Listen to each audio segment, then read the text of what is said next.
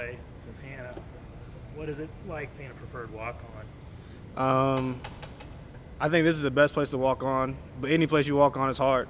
It really is. Just because you don't come in automatically probably get a chance to play, and you have to even earn the right to even get reps in practice.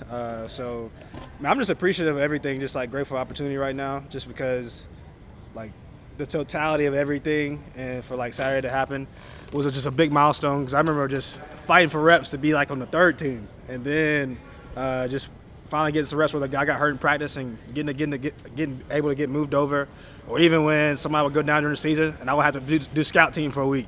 And so now just I think just being a walk on, like for me, and especially doing it here, all the coaches have truly honored your work, especially if you're a guy who's trying to do it consistently and you believe in yourself that you can be more than a scout team guy. That's the biggest thing too. You gotta believe it for yourself before any coaches believe it for you, because they didn't really recruit you. And so for me, it's been awesome just for Coach Sweeney, who's a walk-on, Coach Elliott, Coach Scott, all those guys who are walk-ons who've just seen my belief in myself. And then all those guys, there's been points along the past 3 or 4 years where they've had to pick me up because I lost my belief. So it's been a mix of that where there's been times where I believed in myself and nobody did, that was God. There's also been times where, man, like this thing kind of got a little rocky and I kind of lost my faith in it. And then I had people pick me up along the way, whether it was coaches, mentors, teammates that believed in me. And so it's been awesome. I was telling somebody yesterday at practice, and I was like, one of the things I want to say when I leave here is I went through every part of being a Clemson football player. So being a walk-on who nobody knew, then I think the end is just kind of like maybe playing some more at the end or scoring, all that stuff. So I feel like I've been through every phase of being a part of Clemson football team. You did a lot of celebrating after your touchdown on Saturday. Yeah. It made it seem really happy for you.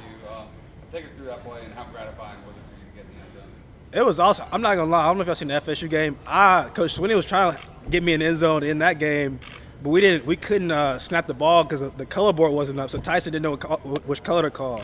So I went to the line and called the play myself, and everybody was laughing because we show our color board or whatever, and it kind of tells us which way to go. And it was in the game, and they thought the game was over. We had like one more play. Coach Swinney was like snap the ball, and we couldn't call the play. So I went and called the play, and I was trying to get in the end zone against Florida State. But it was awesome. It really was. Coach Swinney threw me in there, and once I knew T didn't get a touchdown, I was like, man, we get close, he gonna give me the ball. And so just like you said, it was awesome. Honestly, as soon as I got the ball, I saw that mic trigger, I knew it was crib. It was going in. And honestly, I was in my head, like I feel like I'm a cool dude. I always have something planned, but honestly, I didn't really have anything planned. I was super giddy, so I was like skipping into the end zone. And I remember just laughing. I saw me and Joe, Joe and God, a good teammate of mine, a good friend of mine, just jumped up and celebrated. And then my dad is from like the Midwest St. Louis, so it was the closest game a lot of my dad's friends and family could come to. And so my dad has Big 21 jersey on in the stands, and I saw him immediately going crazy.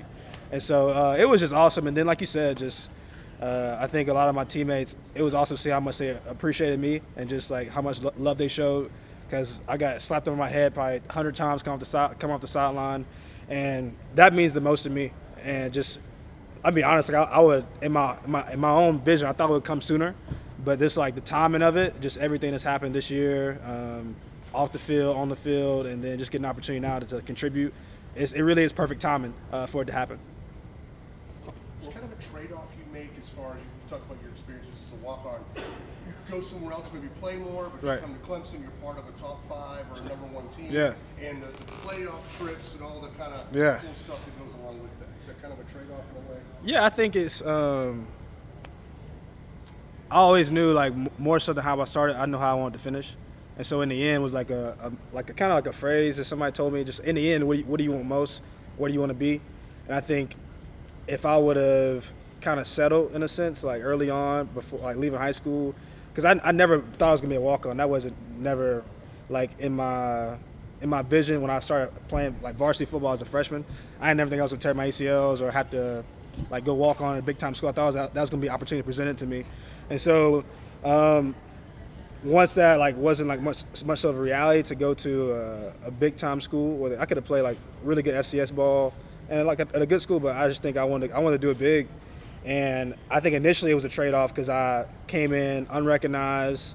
Coach, I think like I keep saying this, but Coach Sweeney does such a great job of here making everybody feel equal as much as he can. So you don't feel like you're a walk-on here per se, but you do.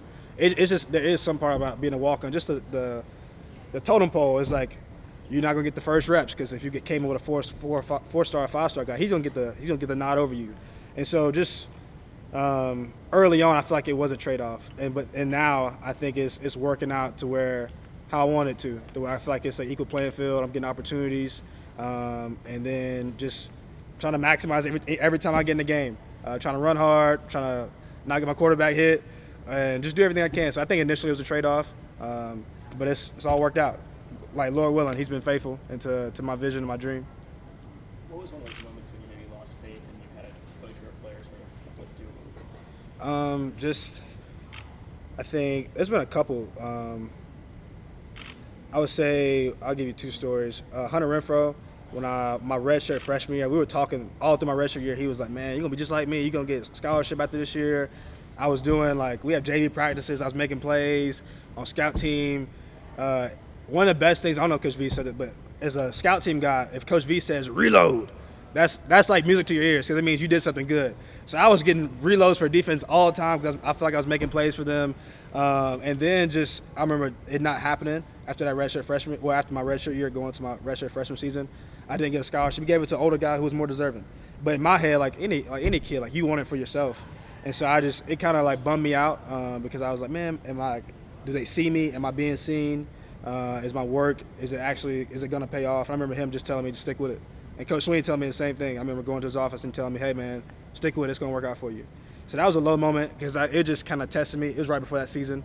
And I feel like I went and served my role for that season because I got to get my perspective shifted. Because even if I didn't get a scholarship, man, I'm blessed to be here. And then earlier this season, just me and Coach Elliott, he's always been I wouldn't call him a father figure because I got a really good dad. And plus, Coach Elliott's I think he's about to turn 40. And so I feel like he's like a successful uncle to say, you know what I'm saying? Because I feel like he's too young to be my pops. But he's I would say a very successful uncle who I get to do life with a lot. And so he's always at the right moments, he's never babied me. He's always told me life isn't, he says, what's the quote? He says, life ain't equal, it's not even, but it's fair. And so that just always helped me keep my perspective because it's not equal, it's not even, but then if I know that, then it's my job to make it fair. And so I remember earlier this season, and it wasn't like I was doing anything bad, but just I feel like a lot of good things are happening for other backs. I feel like that's something you go through, especially at a school like this. I thought I was going to be able to score earlier. I thought I was going to get more, whatever it was earlier. And he just reminded me of to keep myself grounded, stay humble. And the two things he told me is after Monday practice, and he kind of just pulled me aside. And we got to talk for a good 10, 20 minutes. And it was just no matter what you want it to be thankful for what it is. Because at the end of the day, you can lose perspective. And I feel like for me, I'm at Clemson, and I'm on scholarship.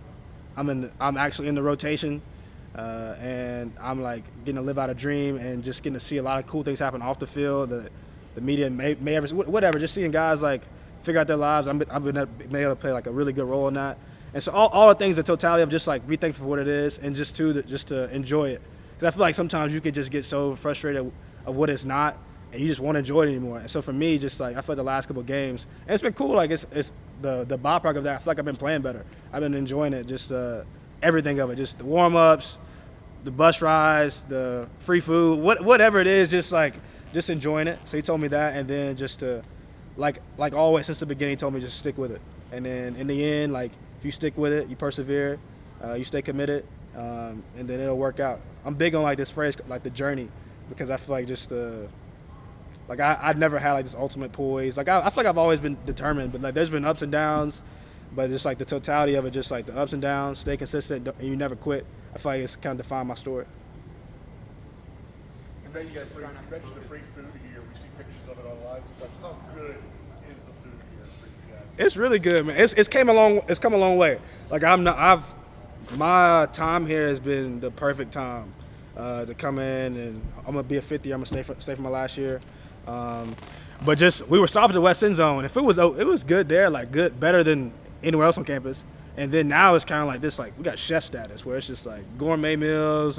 We go in there kind of just you pick your menu. You got different options each week. They always keep the basic stuff. You gotta have pizza. You gotta have some type of wings. You gotta have a burger. But then there's some other stuff too. You might see something like really different type of potatoes or something weird. Like they'll test the menu, and it's cool. Like it exposes us to a lot of different food options. But it really is great. Like I take it to go box home every night. I really do. And so no, it really is good. Like it's one of those things. Is we're always improving. And Coach Sweeney makes sure we have the best of the best. I know you guys try to block out all the outside noise throughout the season, but do you feel like some of the criticism against this team has been a little more harsh this year than in seasons past? Yeah, it has for whatever reason. I think it kind of fits the Clemson story though. Like we're always it's honestly crazy. No matter how much we win, no matter how many national championships we win, I feel like it's just a part of like one. I think it represents Coach Sweeney's story of just being an underdog, and I feel like it represents a lot of us that are coming here. And I think it's just we like it. I guess because at the end of the day, it's gonna play out if we control what we control and we play our best ball and we just focus on how we can fly. Because that's the thing Coach Sweeney talks about all the time is making it internal. Obviously, we want to be one of the teams in the end to be the last standing. But at the same time, it's like right now it's just the media is going to hype up who they want to hype up, throw down who they want to throw down. And we're playing good ball. Like we've been winning big games. And I think maybe one of the reasons like Coach Sweeney's big on developing our team. And so some of the stars don't play all 4 quarters. They let guys like myself get opportunities to develop, gain confidence. Because who knows, somebody goes down, you're gonna need another guy to go in and play.